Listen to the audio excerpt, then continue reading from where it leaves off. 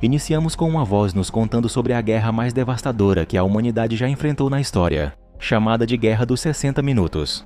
Uma guerra que durou apenas 1 hora, mas destruiu a crosta terrestre e isso reformou os antigos continentes. Os poucos humanos restantes formaram cidades móveis chamadas cidades de tração. As cidades que podem se mover sobre rodas quando necessário. À medida que várias dessas cidades foram estabelecidas, um sistema chamado Darwinismo Municipal entrou em vigor. De acordo com esse sistema, as cidades maiores chamadas de predadoras podiam caçar as menores e tomar seus recursos para sobreviver. A cena muda para uma jovem escondendo seu rosto sob um lenço, e que está observando as montanhas usando seu telescópio. Ela vê a cidade massiva de Londres se aproximando e corre de volta para sua cidade chamada Southampton. Quando os oficiais descobrem que Londres está se aproximando deles, todos na cidade entram em pânico. Os motores são ligados e em segundos a cidade se transforma em um veículo pronta para partir. Londres se aproxima de Southampton enquanto ela tenta escapar. Em Londres, muitos civis gostam de observar a perseguição através de uma barreira de classe enquanto torcem para que sua cidade vença. O Lorde Maior de Londres se chama Magnus Crome. Ele comanda os operadores sobre quais medidas tomar. As pessoas de Southampton fazem o seu melhor para escapar, mas acabam sendo pegas sob o comando de Crome. A cidade é então ingerida pela cidade predadora. Dentro de Londres, vemos várias infraestruturas. Existem museus onde estátuas de Minions são veneradas como divindades americanas. Tom Natsworth é um aprendiz de historiador de classe baixa de Londres, e ele trabalha no museu do mesmo lugar. Nesse dia, Catherine Valentine, a filha do vice-lorde maior Thaddeus Valentine, aguarda Tom para uma aula de história. Tom se atrasa para ajudar Catherine, mas, ao contrário de outros da elite, ela é amigável e gentil com ele. Os dois passeiam pelo museu olhando para coisas históricas como smartphones e computadores. Quando Catherine demonstra interesse pela Guerra dos 60 Minutos, Tom mostra a ela um vídeo da guerra que conseguiu recuperar de um disco rígido antigo. Tom explica que uma arma de energia quântica chamada Medusa foi usada para lutar na guerra e foi a razão pela qual a Terra foi despedaçada. Ele então revela que o museu tem várias tecnologias de armas, mas peças delas têm desaparecido frequentemente. Como seus superiores não responderam às suas preocupações sobre a tecnologia desaparecida, ele guardou as armas em um armário seu para que não fossem roubadas. Do lado de fora da sala, o superior de Tom, Herbert, escuta a conversa deles. Ele rebaixa Tom para um nível inferior da cidade, mas Catherine o acompanha. Enquanto isso, as pessoas de Southampton são obrigadas a evacuar sua cidade, que será demolida mais tarde. Eles são instruídos a levar seus pertences e estão proibidos de levar qualquer arma. No entanto, a garota com o lenço consegue contrabandear uma faca. Tom e Catherine chegam à zona mais baixa, onde as pessoas de Southampton estão sendo revistadas. O trabalho deles é reunir novos eletrônicos que Southampton possui. Tom fica fascinado ao ver uma torradeira da mais alta qualidade. Nesse momento, o vice-lorde maior e pai de Catherine, Valentine, elogia Tom por saber tanto sobre tecnologia. Enquanto conversam, um trabalhador traz um dispositivo tecnológico antigo e perigoso usado em armas nucleares e o entrega a Valentine. A maneira como o mesmo fala sobre a arma deixa Tom desconfortável. Enquanto isso, a garota com o lenço se aproxima de Valentine. Enquanto ele fala com as pessoas, a garota o apunhala dizendo que isso é pela sua mãe, Pandora Shaw. Valentine fica chocado ao ouvir o nome. Antes que a garota possa fazer outro ataque, Tom a impede e a persegue enquanto ela foge. Ambos acabam na cidade de Southampton, que agora está sendo demolida. Eles de alguma forma conseguem passar pelo demolidor e chegar à rampa de lixo.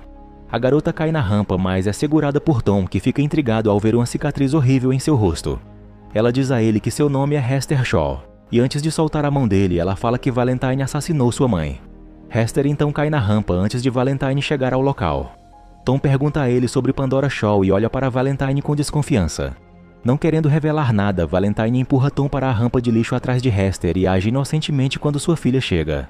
Mais tarde, Catherine e Valentine estão em seus aposentos quando ela pergunta a ele sobre Pandora Shaw. Ele desconsidera sua pergunta, mas Catherine tem certeza de que ele está escondendo algo dela. Enquanto isso, Tom estava inconsciente nos arredores de um local desconhecido e Hester rouba seu dinheiro. Quando ele acorda, ela o deixa para trás, mas Tom a segue.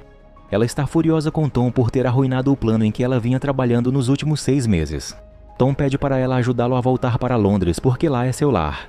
Mas Hester o ignora e continua andando no gigantesco rastro da cidade móvel.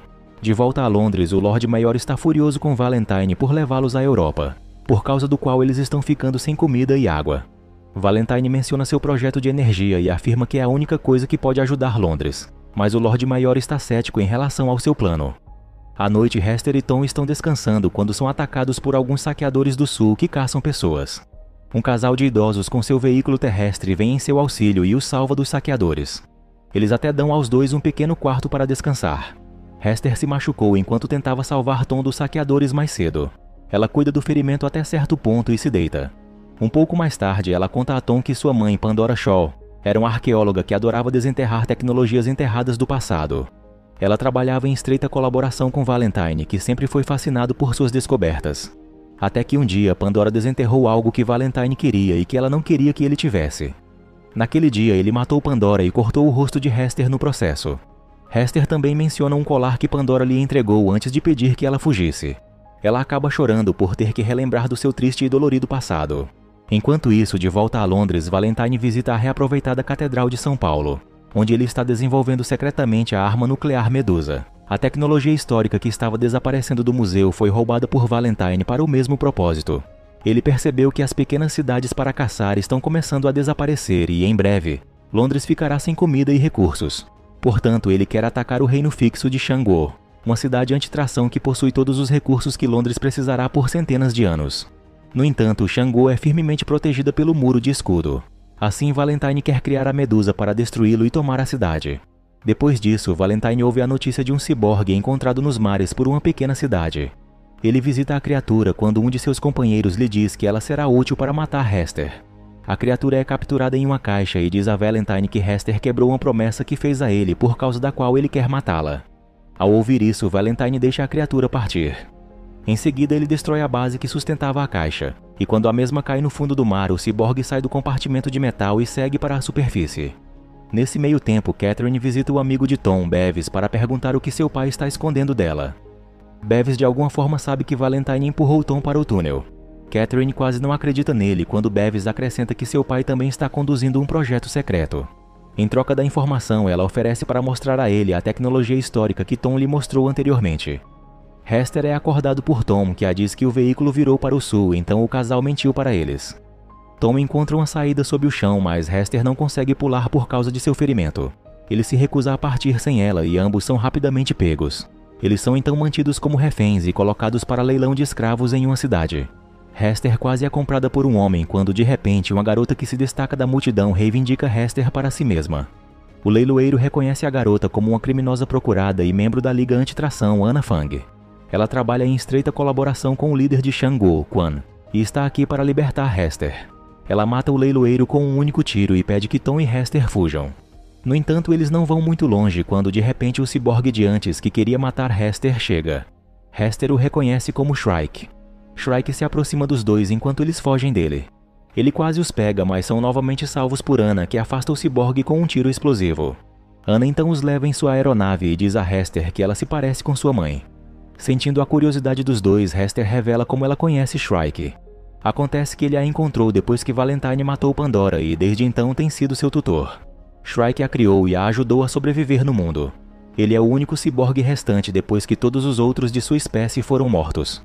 Um dia, Shrike estava farto de sempre ver Hester triste. Então ele fez um exoesqueleto com a intenção de transformá-la em um ciborgue também. Hester prometeu a ele que passaria pelo plano, mas descobriu o paradeiro de Valentine logo depois. Portanto, ela fugiu e Shrike a seguiu para matá-la por quebrar a promessa. Tom fica atônito ao ouvir a história. Os dois são então levados para uma cidade aérea chamada Airhaven, onde encontram outros membros da Liga Antitração. Eles estão de olho nas atividades suspeitas de Valentine e sabem que tem algo a ver com Pandora. Portanto, recrutaram Hester para descobrir mais sobre o plano de Valentine. Hester os informa sobre uma caixa que Valentine matou sua mãe para obter. Enquanto eles falam sobre a caixa, Tom se lembra da vez em que um trabalhador entregou a Valentine uma tecnologia antiga usada na Guerra dos 60 Minutos. Ele finalmente percebe que Valentine está planejando reiniciar Medusa, a arma que destruiu a Terra muitos séculos atrás. Ele diz a todos que a caixa era o sistema central do computador para iniciar a arma de energia quântica. A única maneira de parar a arma é com um crash drive, um tipo de chave que anula a sequência de disparo de Medusa. De volta a Londres, o superior de Tom no trabalho, Herbert, conta a Valentine sobre a tecnologia antiga que Tom havia escondido. Momentos depois, Catherine também leva Bevis ao museu, mas vê que os dispositivos já foram roubados. O supervisor do museu mostra a eles um caminho secreto para a Catedral de São Paulo para que a dupla possa ver o projeto de Valentine por si mesmo. Eles seguem até a igreja, onde veem uma enorme peça de maquinário que Valentine chama de Medusa. Finalmente ela foi concluída e está pronta para o ataque. Eles se escondem atrás de uma parede e ouvem Valentine falar sobre atacar Xangô.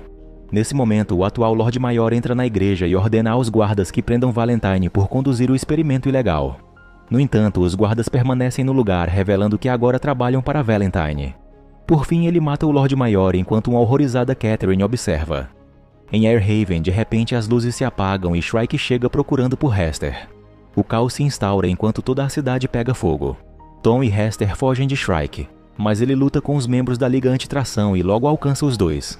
Ele está quase matando Tom quando Hester implora para que ele não faça isso. Ao vê-la chorar por alguém, Shrike percebe que ela finalmente encontrou alguém que ama e não está mais infeliz. Isso significa que ele não precisa transformá-la em um ciborgue. Um Shrike gravemente ferido entrega a Hester o colar que Pandora havia dado a ela e morre instantaneamente. A cidade Airhaven é destruída, e em seguida Hester, Tom e os membros da Liga Antitração seguem para a cidade de Xangô. Chegando ao local, encontram o governador Quan de Xangô e contam a ele o plano de Valentine. Ana sugere que ele ajude a lançar a frota antitracionista contra Londres, porque se eles atacarem primeiro, as chances de sobrevivência de Xangô são menores. Quan ordena aos guardas que ataquem Londres antes que eles os ataquem. Tom reage dizendo que os londrinos inocentes não devem ser punidos pelos erros de Valentine. Quan afirma que se houvesse outra maneira de defender sua cidade, ele o faria. Então todos começam a se preparar para a batalha enquanto Tom se afasta irritado. Hester e um membro da Liga Antitracionista, Satya, rezam quando Hester percebe que o colar que sua mãe deu a ela tem um crash drive dentro. Ela e Tom correm rapidamente para Ana para contar a descoberta. No entanto, nesse momento, Valentine se aproxima da cidade fixa de Xangô. Ele aciona a arma de destruição em massa e lança o primeiro ataque na muralha de escudo. O poder devastador de tal arma destrói parcialmente a proteção da cidade. O povo do local entra em pânico buscando abrigo seguro, tentando escapar da onda de choque da destruição. Imediatamente após o primeiro ataque, Valentine ordena recarregar o sistema e lançar o segundo ataque novamente. No entanto, o recarregamento levará algum tempo. Depois de conseguir o Crash Drive, Ana e os outros da Liga Antitracionista, juntamente com Hester e Tom, entram em suas respectivas aeronaves e voam em direção a Londres. Um intenso combate aéreo acontece entre as duas cidades. Muitos dos membros da Liga Antitracionista são mortos na batalha, mas Ana, Tom e Hester sobrevivem ao ataque. Ana consegue pairar a aeronave acima de Londres e Hester entra, levando o Crash Drive com ela. Algum tempo depois, ela faz Tom assumir a aeronave e também vai para Londres. Ela tenta matar o inimigo, mas Valentine é salvo e atira de volta contra ela e com isso a deixa ferida. Em seguida, ele parte para confrontá-la. Enquanto isso, Hester entra no local e falta apenas 60 segundos para que outro ataque seja lançado. Mas Hester consegue pará-lo nos últimos segundos. Valentine olha para Hester quando Ana pede para ela fugir. Ele então empurra Ana de uma plataforma, matando-a. Valentine finalmente confronta sua filha Catherine do lado de fora e pede para ela ir com ele para um lugar seguro. Ela o menospreza por matar todos por poder e corre para dentro. Na sala de controle de Londres, ela vê que os homens de Valentine mataram todos os operadores. Enfurecido com seu primeiro plano não funcionar, Valentine decidiu colidir toda Londres contra a muralha do escudo para quebrá-la, colocando em perigo as vidas de ambas as cidades. Catherine tenta puxar os freios, mas o sistema foi corrompido.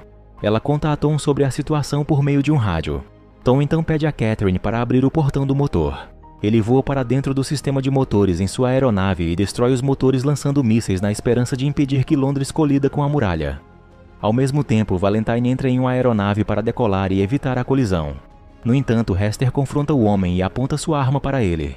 Valentine conta a ela sobre o caso que teve com a mãe dela e, lembrando disso, Hester se distrai e Valentine leva a melhor. Toma a arma e a derruba. Com a aeronave balançando, Hester consegue se erguer e inicia um confronto com seu inimigo. Ele é forte e consegue sufocar Hester, mas ela rapidamente pega sua lâmina escondida e corta o rosto de Valentine. Ele tenta amedrontar a jovem, mas ela, vendo uma saída dali, pula para a aeronave em que Tom pilotava. Quando ela está segura, Tom com raiva atira um míssil em seu inimigo, pelo ato maldoso que ele fez com ele anteriormente. A aeronave de Valentine cai no solo, contudo ele sobrevive. Infelizmente para ele, a aeronave caiu no caminho em que vinha a grande cidade de Londres, e assim ele é esmagado e morto. Londres para segundos antes de colidir com a muralha, e em seguida todos os residentes saem. Eles caminham até Xangô na esperança de começar uma nova vida. O filme termina com Tom e Hester se abraçando e com uma amizade aprofundada eles prometem viajar o mundo juntos.